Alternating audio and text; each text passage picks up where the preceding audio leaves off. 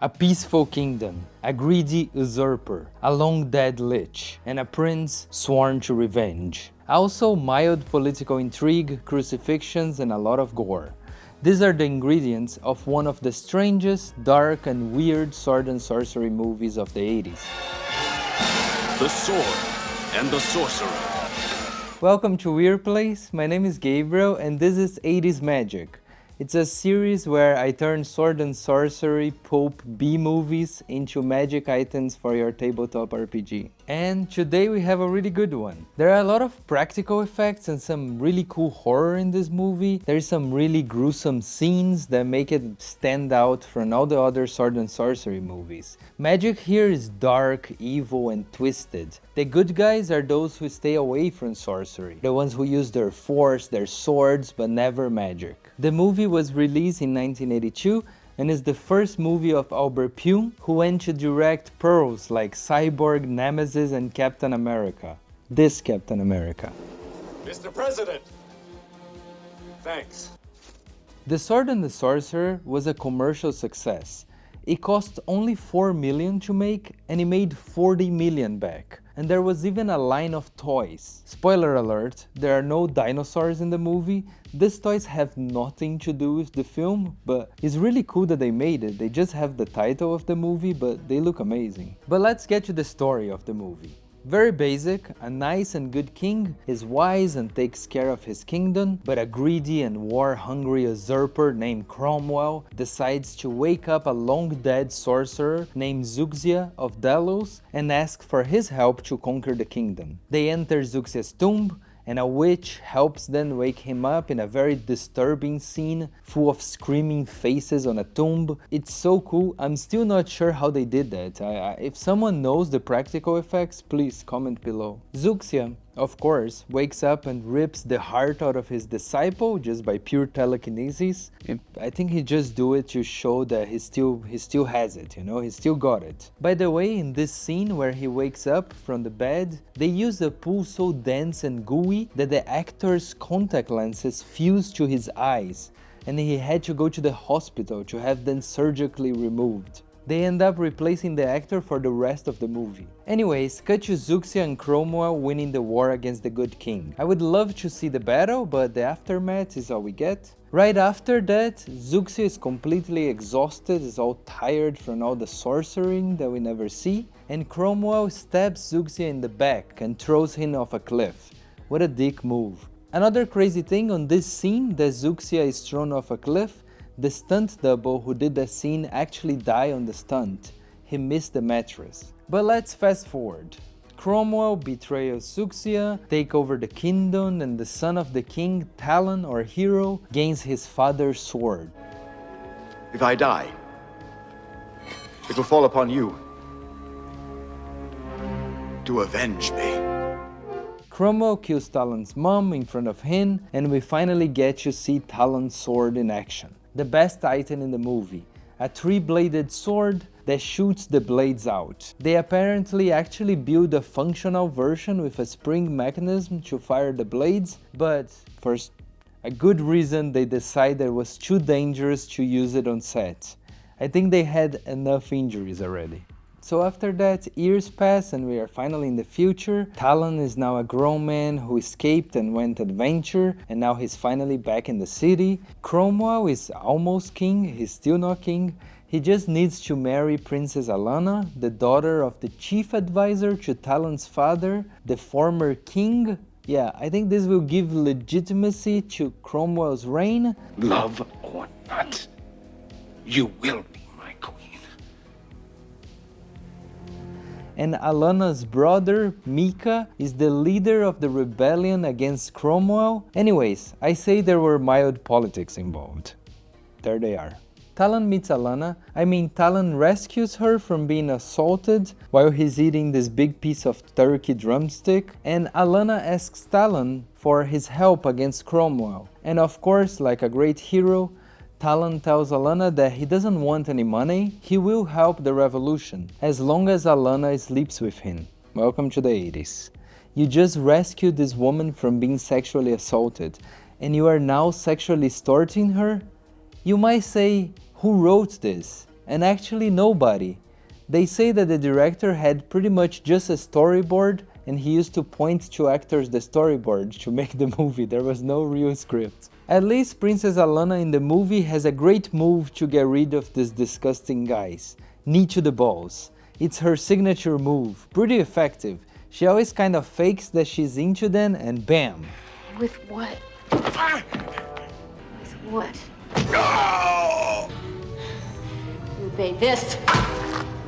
Good for you, Alana.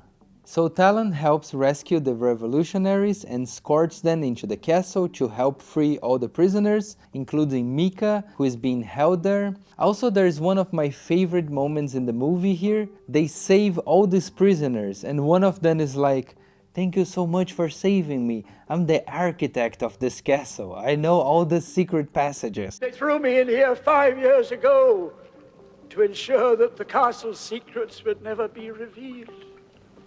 What secrets? Hidden passages, secret exits, and more. And this is the most Dungeons and Dragons NPC I have ever seen in a movie. I can literally see it written in the adventure module. Cell number 3, architect of the dungeon, who can give the players a map of the secret passages. You also might be wondering, where is Zuxia? He shows up in one small scene. He's super cool in a throne and says like, "I will have my revenge." But meanwhile, Cromwell and Talon, while Talon is trying to escape, have a huge fight in the water. It's a fun fight. Cromwell doesn't let his soldiers come to help. He wants to fight Talon 1v1. Also, sharp sword alert. Cromwell's sword is so sharp that he cuts Talon's sword in two easily. Every movie needs a sharpest sword moment. Cromwell is about to defeat Talon, but Cromwell's counselor, Count Machelli, who is the most sus character ever, he's in cahoots with Mika to take over from Cromwell, and he's also in cahoots with Cromwell to squash the revolution, and he's also in cahoots with some random soldiers to take over power from himself. You know, just classic evil counselor. Machelli hits Talon in the head and captures him. Talon's friends, who have been in a brothel this whole time in the movie, decide to come rescue Talon, but they're immediately captured. Cromwell is winning now. He's organizing his wedding with Princess Alana, and the party is going strong, and all the kingdoms have come to witness Cromwell's wedding, and of course he shows his power by crucifying Talon in front of all his guests. Also, all the guests, the nobles, they kind of know Talon. They're like, "Damn, that's Talon. What the fuck is he being crucified? He helped our kingdom once. Yeah, he's cool. He shouldn't be there." There's this vibe going on. As the wedding progresses, Talon's friends finally manage to escape and come to rescue Talon, but Talon needs no rescue. Talon pulls his hands out of these massive nails, which by the way are so big that I'm not sure how much hand movement you would have after that. But he pulls himself free and he screams,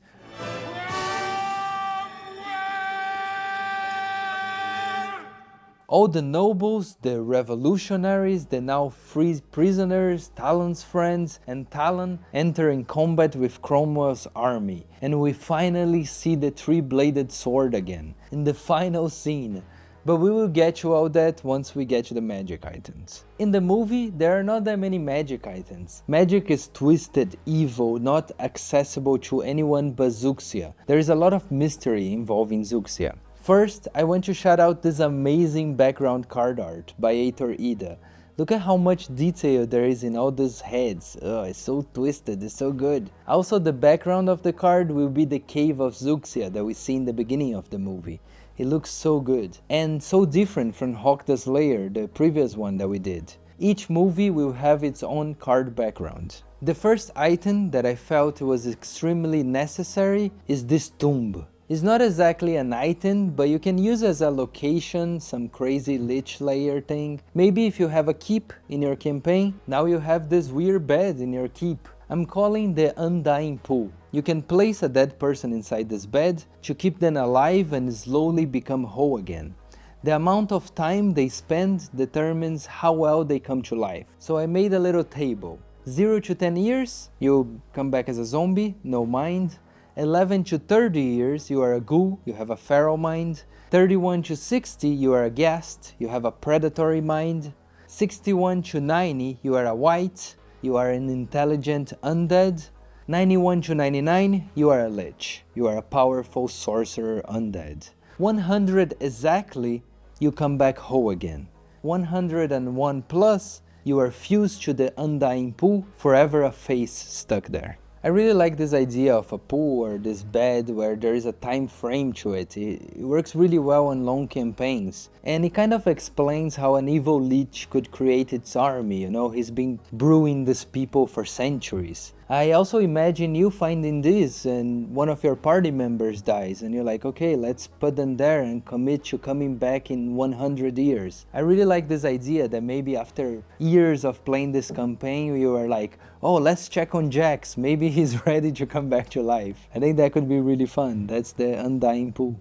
Next, we have an item that goes in tandem with the Undying Pool, the Ashen Censer. The Ashen Censer is a powerful artifact needed to wake someone from their slumber in the Undying Pool. It's the only way to bring someone back, so you need to wait 100 years and have the Ashen Censer. But meanwhile, you can still use the censer. If you use the censer on any dead body, you can bring the creature back as a mindless zombie. I'm also including in all cards where it makes sense, a way to refill them. So in the case of the Ashen Censer, you must place the ashes of a humanoid creature's heart inside to be able to use it again. It keeps with the theme of Zuxia ripping his disciples' heart out of their chest. Maybe he needed the ashes. Next we move to Zuxia. I really like this character, even though he only shows up like 3 times in the movie. Well, in reality, spoiler alert, Zuxia is actually Machelli in disguise trying to break Cromwell from within. You know, you can rip out hearts, but sure, if you wanna do deception, you do deception, man. So Zuxia has this crazy reveal, is one of the coolest practical effects in the movie. He kind of freaking rips his Machelli face in half and comes out of it. It's so cool, it's amazing. So of course I had to do, in homage to a classic hand in D&D, the Hand of Zuxia. This whole thing is called Bootleg Relic, so it's fitting that I'm doing a ripoff. It's a really great item, I really love it. All of Zuxia's powers come from when he raises his hand, so I love the vibe that you can, if you want, you can just chop off your hand and put Zuxia's hand in its place. It's really cool. The Hand of Zuxia can paralyze a creature, and if the target is paralyzed, it can remove their heart. I think the heart should only be removable from a weakened creature who has a couple of failed checks, the paralyzed check, then the kind of like removal check. So there's a chance that you won't get your heart ripped out, but it's a very small chance. It's the hand of an evil lich sorcerer, okay? So to conclude the saga, if you remove someone's heart, you can eat it and become that person. Just like Zuxia became Machelli. You grow a layer of skin on top of your own, which you can rip off whenever you want. I'm really trying to keep this gruesome theme here. And lastly, every week with the hand attached to you, your skin gets red and decrepit by 1 inch. More and more, you become a lich, until you are just like Zuxia. I love the idea of your player measuring the progress of this disease that is spreading. Because anyways, I don't think nobody would be crazy enough to attach the Hand of Zuxia, would they? Now, of course, the last item. The most important item of them all. The 3-bladed sword. You are here for this. I'm here for this. I'm calling it the Triple Avenger. I did some digging and research, and this is actually a terrible idea apparently. The more blades you add to a sword parallel, the less effective it is. It's like someone lying on a bed of nails. The weight is distributed, right? That's why they can do it. It's the same with swords. You distribute the impact across 3 blades instead of 1. You make it much less powerful than it is. It is cool as hell though. The blades are sharp as always gotta be sharp. Look at this. But the best part is that they can be ejected out of the hilt at insane speeds. To me, whatever system you use, it doesn't matter, the blades when ejected are always critical hits, and they can travel long distance. I like the idea that the fewer blades you have attached, the stronger the sword damage is. This is based on my own research. So let's say with the 3 blades is a d8 damage, with 2 it's a d10, and if just 1 is a d12. So you are always excited to eject the blades from the sword, you know? But you need to pick them up, which is another problem. But wait, there's more! If you use all 3 blades, you might say, that's insane, Gabriel, why would I eject all my 3 blades of my 3-bladed sword? You know why? Because there is a 4th sword in it. That's right, a hidden 4th blade. A short sword inside your long sword. Shing.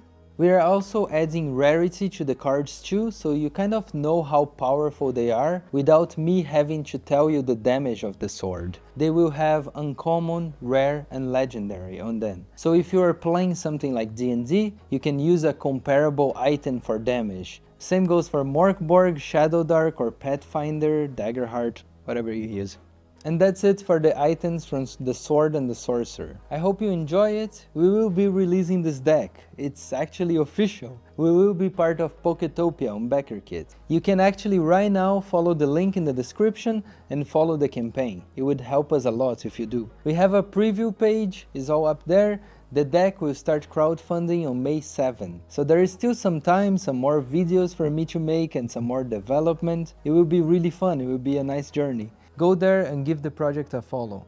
Also, thank you so much for watching and thank you to all our patrons for being so nice. In the next episode, we will talk about a favorite of the household, the one that my partner Lee really likes, Beastmaster. In the world of dungeons, dragons, and Dar. The Beastmaster. The epic adventure of a new kind of hero.